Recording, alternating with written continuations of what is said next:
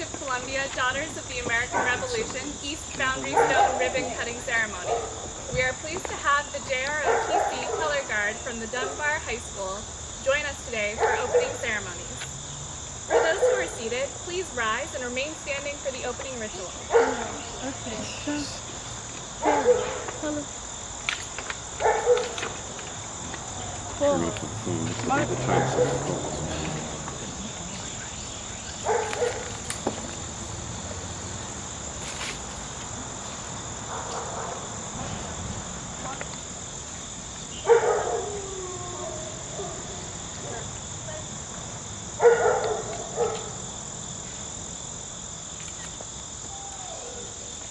The invocation will be offered by Annie John, State Chapter. Today's inspiration comes from Proverbs 23:10. Do not move an ancient landmark or enter the fields of faith fatherless. Let us pray. We give you thanks, Almighty and everlasting God, for the records of the past which give inspiration and courage to our generation. We thank you for the lessons silently taught by markers of deeds and actions of long ago. May we add our assurances to these, increasing their strength for generations yet to be. Today we celebrate the historic significance the East Boundary Stone of the District of Columbia offers, representing the creation of the capital city of our great nation created under you. We thank you, Heavenly Father, that you are always by our side. It's in your name we pray. Amen. Thank you, Ms. John. The Pledge of Allegiance to the flag of the United States of America will be led by Martha Hilton, Honorary State Regent, past Vice President General, and past State Boundary Stone Chairman. I pledge allegiance to the flag of the United States of America, and to the republic for which it stands, one nation, under God, indivisible, with liberty and justice for all. Thank you, Mrs. Hilton. Those who can may now be seated.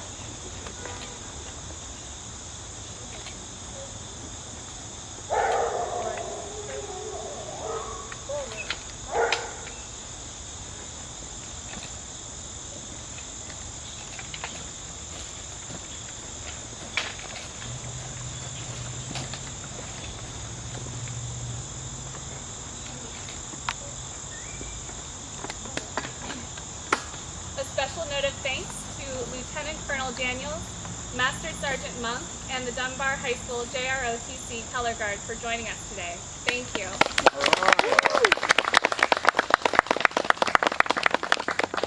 Janet McFarland, State Regent, District of Columbia, Daughters of the American Revolution. Will you please stand for opening remarks? Welcome to a very proud moment for the District of Columbia, Daughters of the American Revolution. Over 100 years ago, urbanization threatened the very existence of the boundary stones that were placed to denote our federal city in 1792. Our nation's first monument, the District of Columbia, Daughters of the American Revolution, mobilized over 100 years ago to protect and preserve the boundary stones from vanishing into history. They did this by securing land grants for the stones and erecting protective fencing. 101 years ago, District Daughters stood here as they dedicated the newly installed East Boundary Stone fence enclosure. Today, that legacy of historic preservation lives on with the District of Columbia Daughters of the 21st century, as we gather here to carry their legacy forward and to rededicate the restored East Boundary Stone fence enclosure. With over 1,100 members in 17 chapters, the District of Columbia Daughters of the American Revolution stands strong to protect our nation's first monument for our great-grandchildren in the 23rd century to cherish and to protect. Thank you very much, Mrs. McFarland. Bethany Davis-Horan, State Junior Membership Chairman, District of Columbia, Daughters of the American Revolution, will you please give your remarks? Thank you. I'd like to start by thanking our State Regent, Mrs. McFarland, our East Boundary Stone Chair, Mrs. Porter, and Co-Chair, Kara Westerkamp, for all their efforts in the promotion and preservation of the East Boundary Stone. The DCDAR Juniors Committee is comprised of daughters under the age of 36, as well as many juniors at heart. Here in the District of Columbia, we are lucky that over a fourth of our membership is comprised of junior members. We're proud to serve the mission of DAR, and we have the unique privilege to promote the Society's historic preservation goals as we support the East Boundary Stone. The Juniors Committee was entrusted with this opportunity in 2016, 100 years after the original fence was installed. Through our junior shop sales, other fundraising ventures, we're able to contribute financially to the preservation of the stone. And through the volunteer efforts of our members, like last week's cleanup, we can personally help towards its maintenance. I would like to thank all of those who have helped throughout the years by buying baked goods, East Boundary Stone note cards, spreading mulch, and many other efforts. Thank you all for being here. Thank you, Mrs. Horan. As the East Boundary Stone Chairman, I would like to take this moment to thank those who have helped care for the nation's oldest monuments and in the restoration of this 100-year-old fencing. Thank you to the District of Columbia Daughters of the American Revolution for originally constructing the fence 100 years ago, and to the current society for the generous contribution in funding its restoration. Thank you to the District of Columbia Daughters of the American Revolution Junior Membership Chair for their sweat equity, generous contribution, and support in assisting in the funding of the fence and the site restoration. The American Society of Civil Engineers National Capital Section for their support and sweat equity of over 175 volunteers, including Dr. Robert Afemba and the students of the Howard University for the care of the boundary stones. In particular, Stephen Powers for his generosity, time, love, and knowledge of the boundary stones. He has been an invaluable asset to this project, and we can't thank him enough. Thank you to Lee Badger and Steve Dykstra of Anvil Works for their expertise and artisanry in restoring the beautiful 100-year-old wrought iron fence enclosure. The craftsmanship that went into their work is above and beyond what we could have hoped for. And finally, thanks to District Construction Incorporated, Stjepan Sestarik, David Corona, and their work crews for generously volunteering their time and resources, and for installing the fence at no cost as a generous gift to these historic markers. Unfortunately, they couldn't be here today because they're doing a concrete pour, but that's how they can keep doing things like this, so we really appreciate it. We will now have some remarks on the past, present, and future of the boundary stones by Stephen Powers.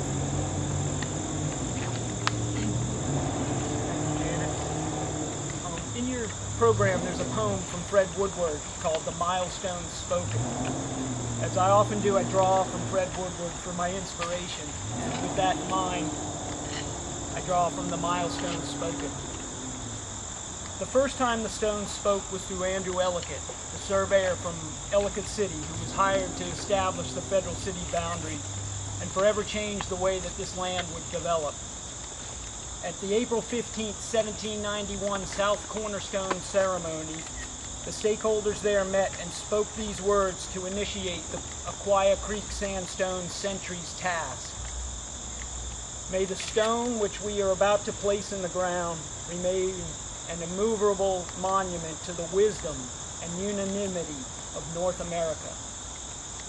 40 monuments would be left by Ellicott to define the city limits and watch them develop and grow, grapple with the pains of the Civil War, and flourish during the Victorian Age and Industrial Revolution. 100 years would pass, and the woodlands and the agricultural farms and dirt roads had given way to electricity, railroads, and houses, and it was time for the stones to speak again. This time it would be through Marcus Baker, the city surveyor, who resurveyed the boundaries to mark the city's centennial.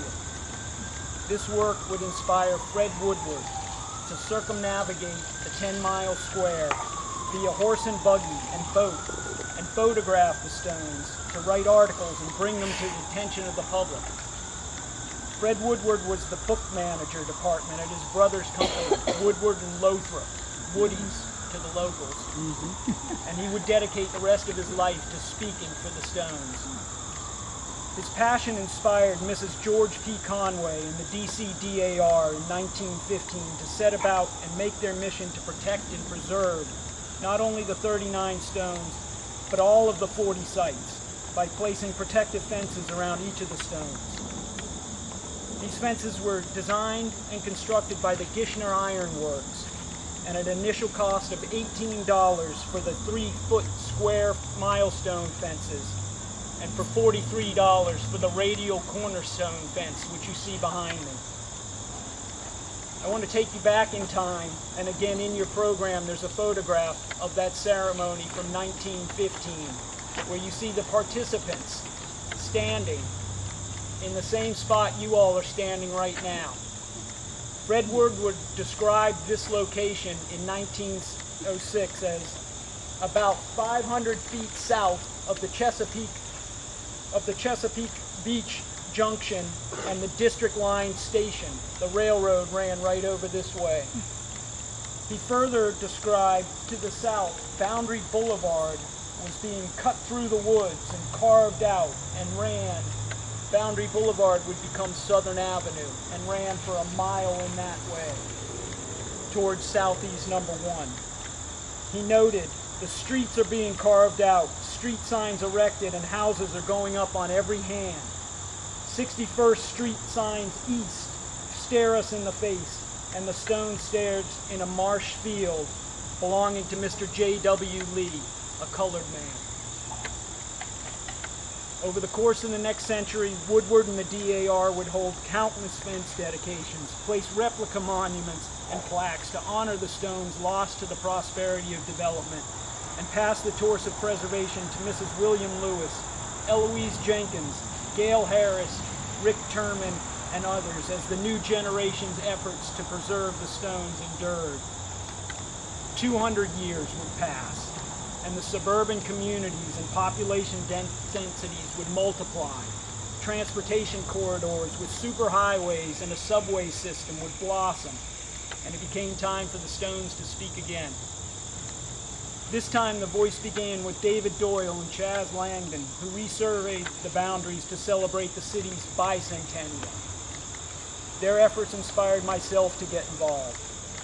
With the benefits of paved roads, automobiles, computer technology, digital photography, and Fred Woodward and the DCDAR Preservation Program, Foundation, and Blueprint, it's been my honor and privilege to lend my voice to the Stones and assist with the resources to prepare for these undeniably 40 historic sites for the next 100 years. To be able to further the DCDAR mission and protect their work with the DC State Regent and the various chapters towards achieving the Nakabasco goal of National Historic Landmark designation has been humbling and among the most personally rewarding service I've ever accomplished in my lifetime. I'm pleased to say that I feel the Stones have never spoken louder than they speak today. And with the infusion of so many great recent additions to the DCDAR Boundary Stones Committee, I have no doubt that their near future is bright indeed. It is my hope that when the city celebrates its tricentennial, that the ceremonies at this site will be held in a community park to honor this stone. In closing, I would be remiss if I not bring to light the one person without whom I would have never embarked on this journey and who continues to support me for better for worse, including the Stones, my lovely wife, Evelyn Powers. Thank you. Thank you all for coming out today and for your continued interest and support of the Boundary Stones.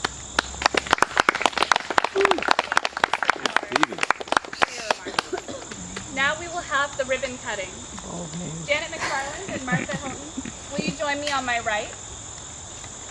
These ladies represent the great protection and dedication with which the District of Columbia Daughters of the American Revolution have cared for the boundary stones throughout the past 100 years. Stephen Powers, Lee Badger, Steve Dykstra, will you join me on my left? These gentlemen represent the modern-day Fred Woodward, who took up arms with the District of Columbia Daughters of the American Revolution to preserve, protect, and safeguard the boundary stones. Bethany Davis Horan, will you please join me? As part of the Junior Membership Committee of the District of Columbia Daughters of the American Revolution, we represent the future and the continued stewardship of the boundary stones over the next 100 years. Our first federal monument.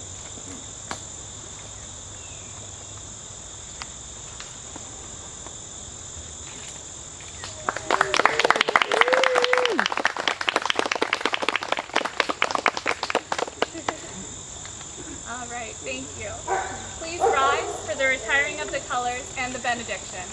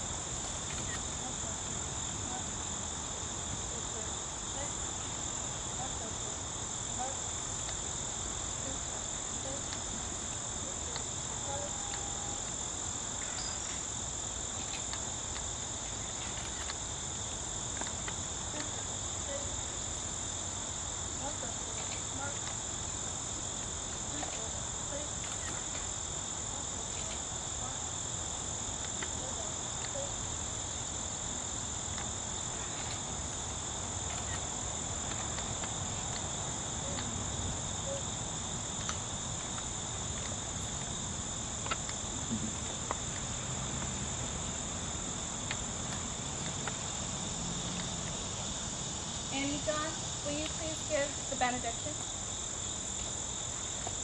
Let us pray. We give thanks, gracious Lord, for the many blessings granted us by your grace. May we continue to find inspiration and hope in the deeds and actions of our forefathers whose trust in you fortified their determination to secure our nation. We celebrate the East Boundary Stone of the District of Columbia to preserve a part of our national heritage so that future generations can appreciate what has brought us to this day. May we go forth with praise for our great heritage and ask God's blessing now and evermore. Amen. Thank you, Ms. John.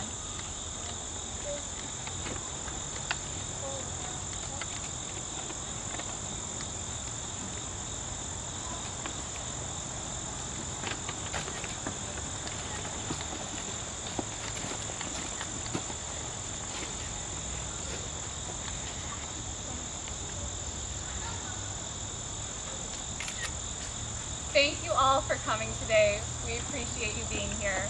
And we would like everyone here in our photo for the ages, so please join us around the boundary stone for a photograph so that future generations can see who was here 100 years ago.